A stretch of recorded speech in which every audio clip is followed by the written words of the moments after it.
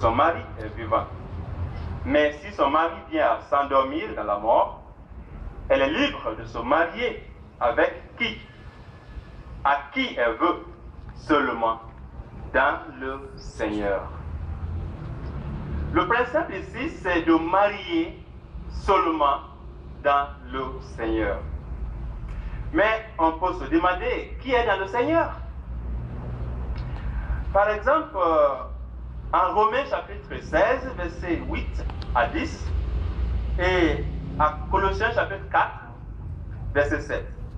L'apôtre Paul a parlé des personnes qui étaient dans le Seigneur ou en Christ.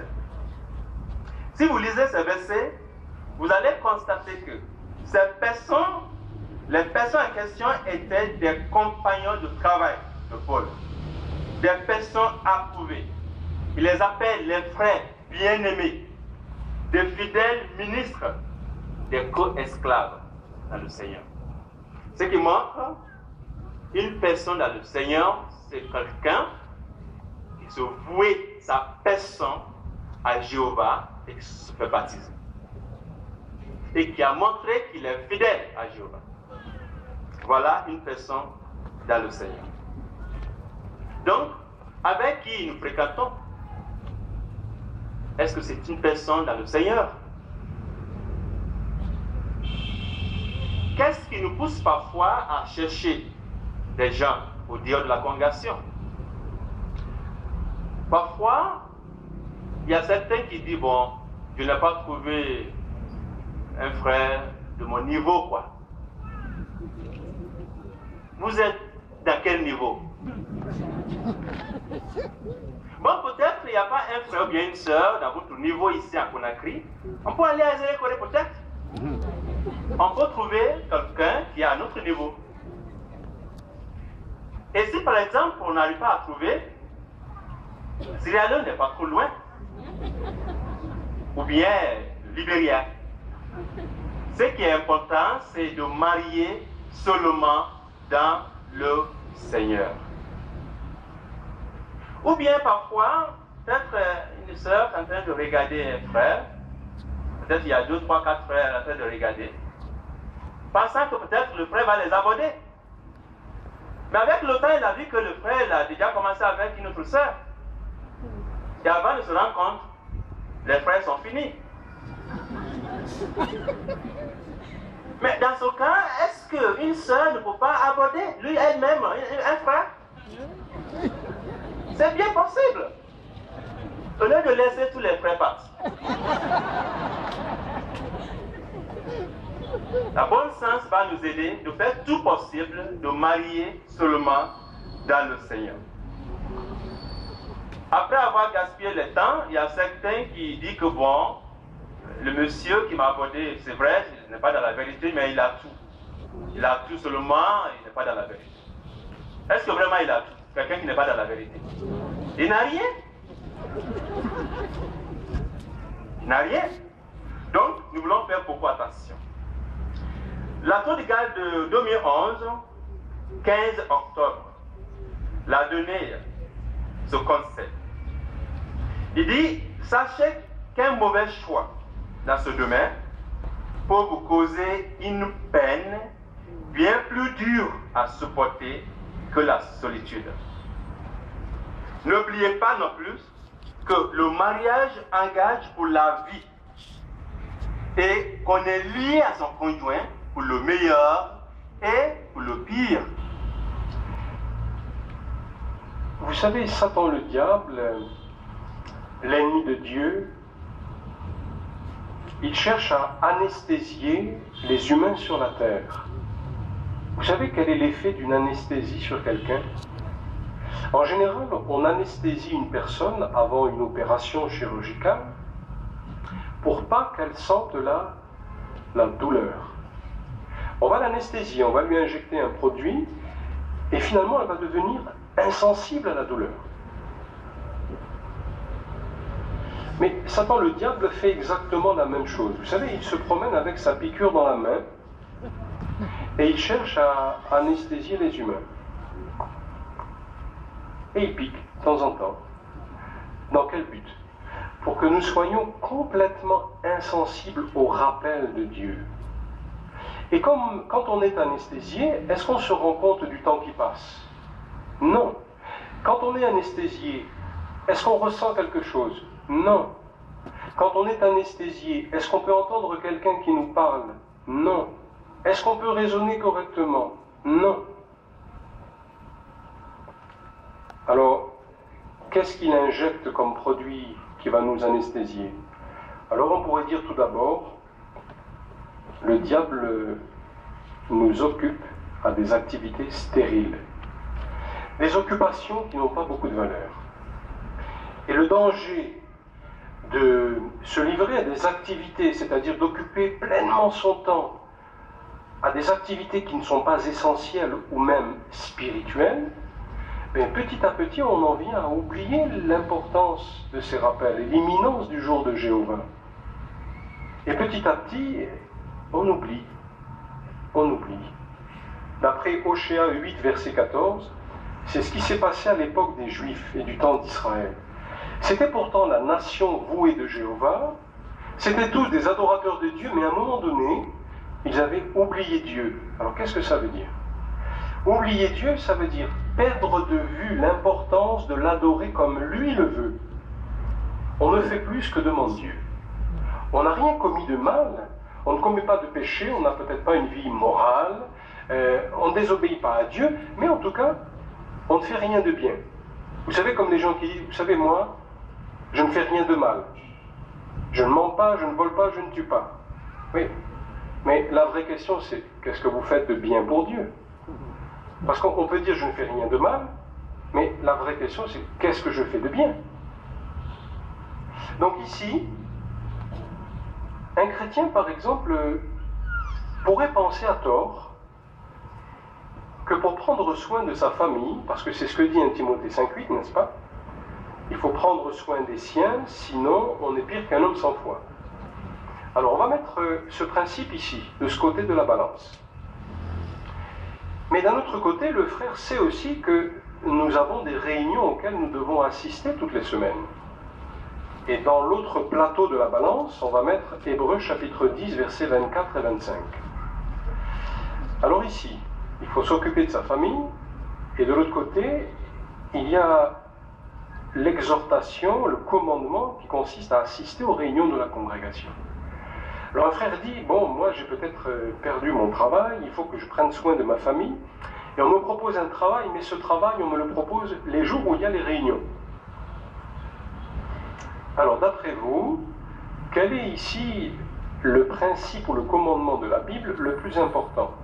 1 Timothée 5,8 ou Hébreux chapitre 10, versets 24 et 25?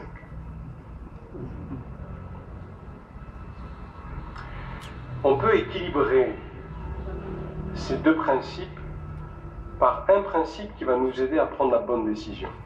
C'est Matthieu chapitre 6, verset 33. Continuez à chercher d'abord le royaume et sa justice, et toutes les autres choses vous seront ajoutées. Par conséquent, lorsqu'on est un homme spirituel, même si nous avons des obligations familiales, un homme qui ne s'est pas laissé anesthésier par le diable fera tout ce qu'il peut pour ne pas manquer les réunions de la congrégation, sous prétexte qu'il doit aller travailler pour nourrir sa famille. Voilà comment le diable voudrait qu'on raisonne et qu'on soit un petit peu anesthésié et qu'on ne voit plus l'importance de garder à l'esprit le jour de Jéhovah. Maintenant, Satan a conçu aussi le monde qu'il dirige de façon à nous rendre insensibles à l'immoralité sexuelle. Aujourd'hui, dans certaines cultures ou civilisations, quand on parle de mariage, pour les gens, ça n'a plus aucun sens. Certains considèrent le mariage juste comme un test ou comme un essai. Mais quand on y réfléchit, ce n'est pas le point de vue de Dieu. Jéhovah, lui, permet par exemple les relations sexuelles entre un homme et une femme seulement et seulement dans le cadre du mariage. Mais aujourd'hui, combien de personnes vivent ensemble sans être mariées? Ecclésiaste 7, 21-22 nous dit, de plus, à toutes les paroles que les gens peuvent vous dire, ne donne pas ton cœur, de peur que tu n'atteignes ton serviteur appelé le mal sur toi. Car ton cœur sait parfaitement que bien des fois aussi tu as toi-même appelé le mal sur les autres. Essayez de réfléchir un peu sur ce verset.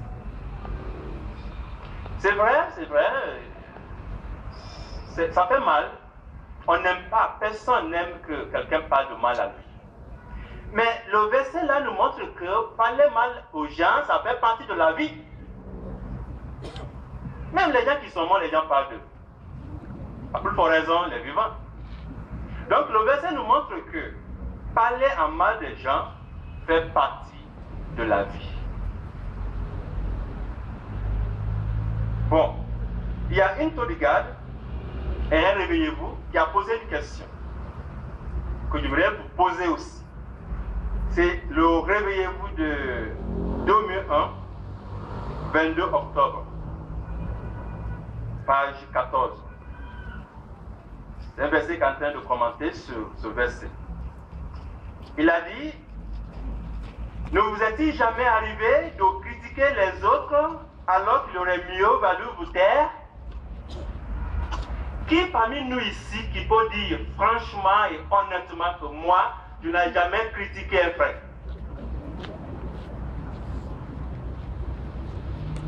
Est-ce qu'il y a quelqu'un qui peut dire ça? Et le verset qu'on a lu, en Ecclésiaste chapitre 7, verset 22, il a dit que, nous allons prendre encore ce verset. Verset 22, il dit, car ton cœur sait parfaitement que bien des fois aussi tu as toi-même appelé le mal sur les autres. Bien des fois, pas une seule fois. Bien des fois, ça nous arrive de parler en mal de nos frères et sœurs. Si cela est le cas, comment réagir? Le même verset a donné la réponse. Avez-vous noté la première partie du verset 21? Il dit, à toutes les paroles que les gens peuvent vous dire, ne donne pas ton cœur. Il faut ignorer. C'est une solution très simple, n'est-ce pas? Mais seulement ceux qui ont le bon sens qui peuvent réagir de cette façon. Nous voulons rappeler Colossiens chapitre 3, verset 13, qui nous dit, continuez à vous supporter les uns les autres et à vous pardonner volontiers les uns aux autres. Si quelqu'un a un sujet de plainte contre un autre, tout comme Jéhovah vous a pardonné volontiers, vous aussi faites de même. Ce verset même nous montre que parfois ça va être difficile. Une jolie jeune fille et un joli jeune homme viennent de fixer la date de leur mariage. Ils attendent le jour de leurs noces avec beaucoup d'impatience. Une maman qui est enceinte de 8 mois caresse avec beaucoup de tendresse son ventre rond et elle sait que dans 1 mois, son bébé va naître. Elle attend aussi cet événement avec beaucoup d'impatience. 2 amies d'enfance ne se sont pas revues depuis de nombreuses années. Elles sont maintenant des adultes et en secret, leurs maris respectifs ont organisé leur retrouvailles. Maintenant, ces 2 femmes savent qu'elles vont se revoir.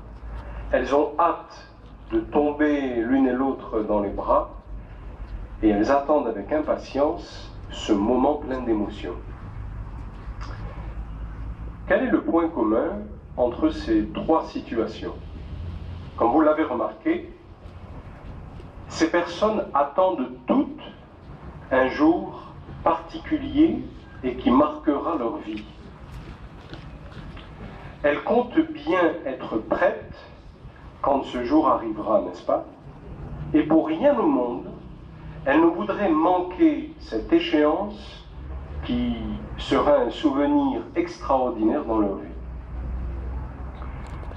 Aujourd'hui, les serviteurs du Dieu Jéhovah, nous attendons avec impatience l'arrivée d'un jour particulier. Il s'agit du grand jour de Jéhovah. Peut-être si vous entendez, mesdames et messieurs, pour la première fois cette expression, vous vous demandez, mais qu'est-ce que c'est le grand jour de Jéhovah? Voici la réponse. D'après ce que dit la Bible, le jour de Jéhovah, c'est l'époque où il exécutera son jugement sur ses ennemis qui ont sali son nom et qui n'ont pas reconnu sa domination universelle. En fait, ce jour, c'est un jour de bataille. Mais c'est aussi un jour de salut et de délivrance. Pour qui? Pour les justes, pour ceux qui ont obéi à Jéhovah d'un cœur humble et respectueux. Il s'agit donc doublement d'un jour unique qui marquera à jamais l'histoire de l'univers. Cet événement inoubliable est décrit dans la Bible, dans le livre de Sophonias, chapitre 1, versets 14 à 17. Alors, soyons attentifs à cette lecture. Ouvrons la Bible en Sophonias, chapitre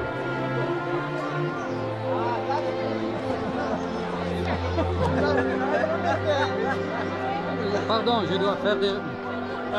Tu te mets toujours au milieu. Oh, pardon.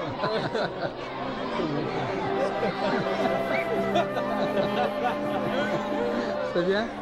Ça va?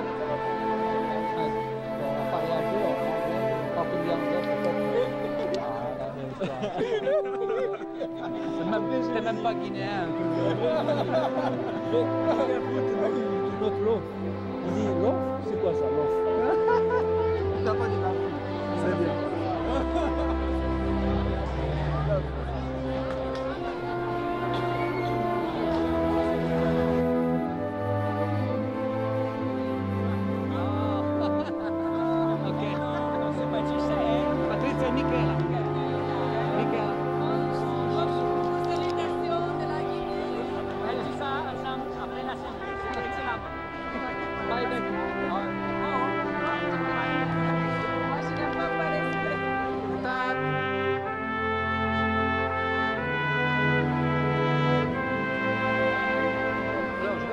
Une belle photo. Vous êtes là?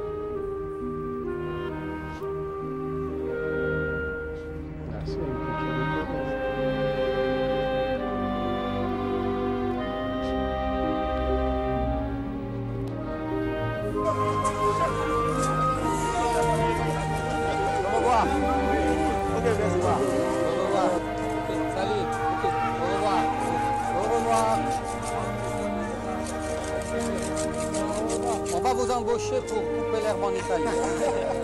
Tu as un futur, hein? Au revoir. Salut, au revoir. Merci. Voilà, Pascal. Merci beaucoup.